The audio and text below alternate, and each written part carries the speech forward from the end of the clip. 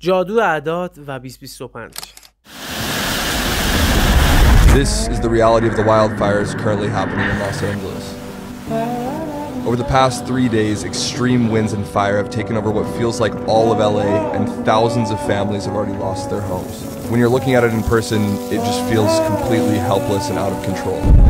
سلام مولتیورسی، حالتون چطوره؟ چه خبر؟ تو این ویدیو قراره در مورد جادو اعداد و سال 2025 صحبت کنیم. حتما تا آخر ویدیو همراه من باشید. First responders are spread out across what has become multiple fires throughout the city, threatening thousands of homes, and you can feel that there are just simply not enough resources to deal with this.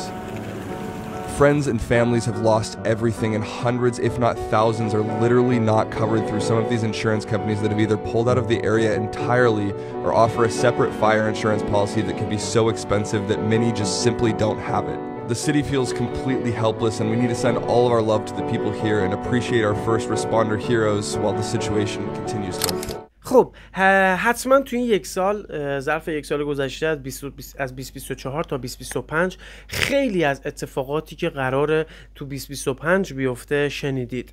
هر کسی یه تحلیلی کرده، یه پیشگویی کرده، یه حرفی زده، حالا هر کی به مدل خودش. یکی گفته اتفاقات بزرگی میخواد بیفته، یکی گفته جنگ میشه، مریضی میشه، فلان، سطح فرکانس زمین میره بالا و اتفاقات عجیب غریبی میفته برای ریست دنیا و تغییرات بزرگ. هر کسی یک تحلیلی داشت. حالا سوال ما اینه که چرا 2025؟ چرا در سال 2025 قراره اتفاقات بیفته؟ میرسیم به همون موضوع جادو اعداد. خب بچه من میخوام که 2025 رو اعدادش رو براتون یه جوری حساب کتاب کنم بفهمید که چجوریه. قبلش میخوام در مورد جادو اعداد یه چیز کوتاهی بگم و بعد شاید یه ویدیو کامل براش بسازم. حالا چرا 2025 بچه حتی توی بحث جادو اعداد یه علمی داریم به اسم علم جفر. خب علم جفر بر اساس اعداد انجام میشه و یه علم جزء علوم غریبه است و خیلی علم عجیب غریبیه. اول اینکه هر کسی نمیتونه این علمو کسب کنه و حالا اگرم بتونه، چون علم سختیه، اگرم یه روزی بتونه این علمو کسب کنه، انقدر علم عجیب و اصلا یه مدلیه که اصلا نمیشه توضیحش داد. تو میتونی حتی اگه این علمو کسبش کنی تاریخ و روز و ساعت دقیق مرگت هم پیدا کنی. انقدر عجیب غریب و دارکه. حالا این تا اینجای موضوع. یه چیزی هم در مورد جفر، علم جفر بدونیم. حتی فراماسونا بر اساس این اعداد مثلا برنامه‌ریزی میکنن و کار میکنن و این حرفا. حالا کاری به اون نرم. میخوام یه جمع و تفریق انجام بدیم در مورد 2025 و این سال و این چیزها که به یه اعدادی برسیم و بررسی کنیم ببینیم چه جوریه. خب بچه من اینجا نوشتم. خب 2025 چرا 2025 چرا 2025 قراره این اتفاقات بیفته؟ اعداد چی میخوام بگم؟ بچه 2025 یه جمع میکنیم. 2 به علاوه 2 میشه 4، 4 به علاوه 5 مساوی میشه با 9، عدد 9. خب میایم ما جلوتر 1404 رو بررسی میکنیم که 2 ماه دیگه ما وارد 1404 میشیم. بچه ها 1 به علاوه 4 میشه 5، 5 به علاوه 4 باز میشه 9. تا اینجا 2 تا عدد 9 براتون در آوردم. شاید بگی که حالا این جمع فلان اتفاقی، این چه چیزیه فلان، مشکل نداره. یه تفریق هم براتون اینجا انجام میدم. سال 2025 منهای 1404 عدد در میاد چند؟ 621. درسته؟ 6 به علاوه 2 به علاوه 1 باز هم عدد میشه 9.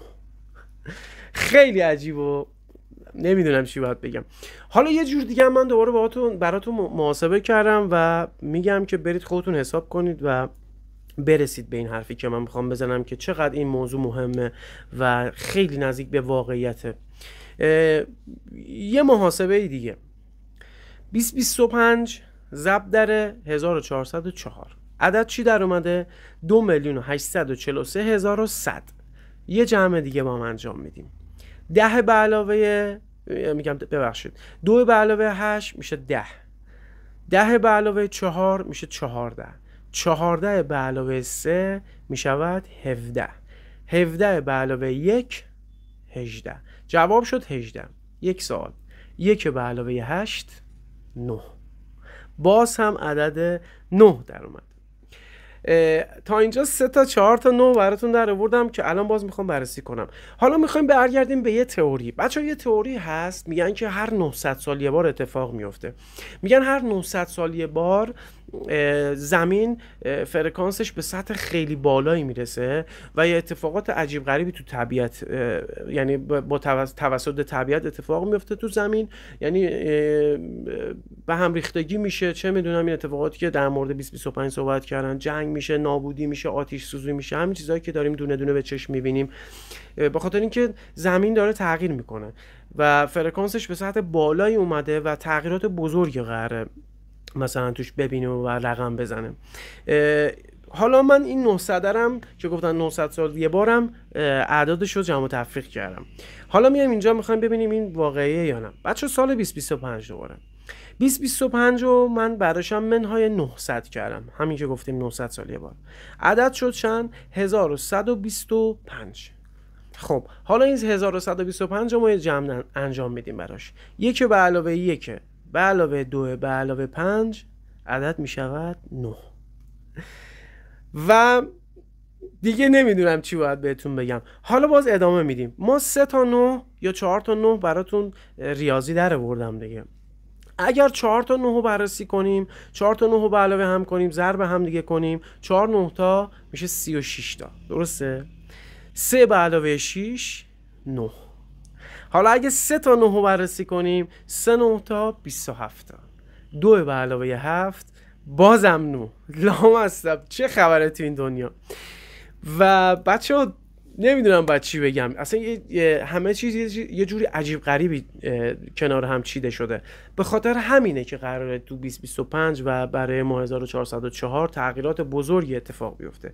حالا میخوام در مورد عدد 9 براتون صحبت کنم. چرا عدد 9؟ عدد 9 اصلا چه عددیه؟ بچه عدد 9 یه شکل دایره‌ای داره، درسته؟ این شکل دایره‌ای خب نشان دهنده چیه؟ نشان دهنده تکامل خلاق یک فرد یا یک جامعه است. قراره تکاملی انجام بشه با عدد 9. بعد یه معنی دیگه عدد 9 روشنایی، نوره. بچه ببینید این موضوع که گفتن سطح فرکانس زمین رفته بالا و این اتفاقات میفته به خاطر این بوده که تا اینجا تاریکی داشته حکومت میکرده به دنیا. خب و این اتفاقا قرار بیفته که نور بر تاریکی غلبه کنه و الان این عدد 9 و این 900 ساله و این عددا جوری در اومده که خود معنی 9 هم یعنی نور و قرار نور بر تاریکی غلبه بشه و اتفاقات بزرگی بیفته و منجر به چیز خوبی بشه، یعنی اتفاقات خوبی رو زمین بیفته که برای ماها خوبه. شاید خیلی سختی و تلخی قراره تو این 1-2 ساله بکشیم و چیزهای عجیب غریب و دارکی ببینیم و حالمون بد شه، ولی قراره این اتفاقات بیفته، این تغییرها اتفاق بیفته، انتقال قدرت ها اتفاق بیفته که برسیم به روزهای روشنایی، نور و اون چیزی که دوست داریم و تو ذهنمونه اتفاق بیفته. و عدد 9 به این شکله. حتی ما عدد 9 رو توی علم جبر میگن که یه عدد قدرتمندیه تو علم جبر. حتی توی قرآن و تو احادیث خیلی از عدد 9 یاد شده. میگن خیلی عدد مهم و قدرتمندیه و روشنایی و نور و اینجور چیزها رو میاره. و الان همه اینا دست به دست هم داده شده که سال 2025 و 1404 این عدد 9 جفت بشه. یعنی چه بخوایم فراماسونریش رو نگاه کنیم، چه طبیعت و دنیا و دینیش و هر مدلش رو که نگاه کنیم، این عدد 9 نشان دهنده تغییرات بزرگ و نور است. و با اینکه تلخه ولی من فکر میکنم که اگر این چیزهایی که ما بررسی کردیم درست باشه اتفاقات بسیار خوبی قراره بعد این تلخی ها و سختی ها برام بیفته. و یه فکت دیگه ای من بهش فکر کردم، نمیدونم چقدر درسته ولی این یهو به ذهنم خورد و این که ما تا به امروز چند تا رئیس جمهور داشتیم تو ایران؟ 8 تا. خودتون یه فکری بهش بکنید، بشمارید اسامیشونو. ما 8 تا رئیس جمهور داشتیم و این فکت رو بهتون بدم که قراره به زودی ما 9مین رئیس جمهورمون رو انتخاب کنیم یا انتخاب بشه به زودی. و به نظرم این 9مین رئیس جمهور قراره نقش بتمن یا ناجی رو بازی کنه تو تغییرات بزرگی که قراره تو دنیا و ایران بیفته. اینم یه فکت دیگه. دیگه نمیدونم چی باید بگم، فقط این که نکته‌ای که خیلی مهمه و امروز به درد ما میخوره بچه‌ها، این اتفاقاتی که داره میفته تو دنیا و این فرکانس ها که بالاست، این انرژی ها و فلان و اینها، سعی کنید دوری کنید از چیزهای دارک و بد و اخبار بد و فلان و انرژی های منفی و افسردگی و این داستان ها، چون تاریکی داره با نور مبارزه میکنه و میخواد همه افسرده باشن، حالشون بد باشه، آگاه نشن. بچه‌ها آگاهی پیدا کنید، با آگاهی برسید، کتاب بخونید، مطالعه کنید، ورزش کنید، حجامت کنید، تغذیه خوب داشته باشید و خواب خوب، خوراک خوب. همه اینها باعث آگاهی میشه، باعث این میشه که تو خودتو هم فرکانس زمین بکنی، خب هم فرکانس نور بکنی و تو این غلبه نور بر تاریکی تو هم جزو نوری ها باشی. این هم فقط با این اتفاقات، با آگاهی بالا، با اینکه درست انتخاب کنی، درست فکر کنی و به روز باشی.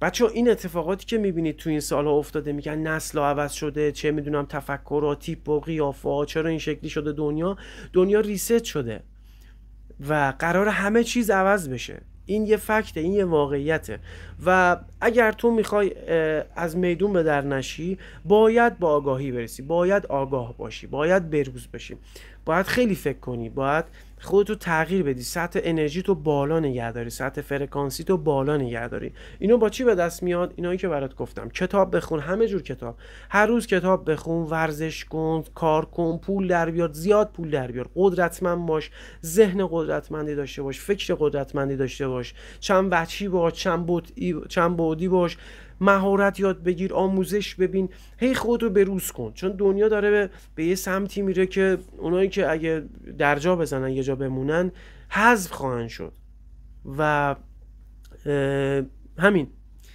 باید اگر دوست داری تو این هم سطح و هم فرکانس دنیا باشی، هم فرکانس زمین باشی، باید سطح فرکانس و انرژی تو بالا ببری با این چیزایی که نام بردم.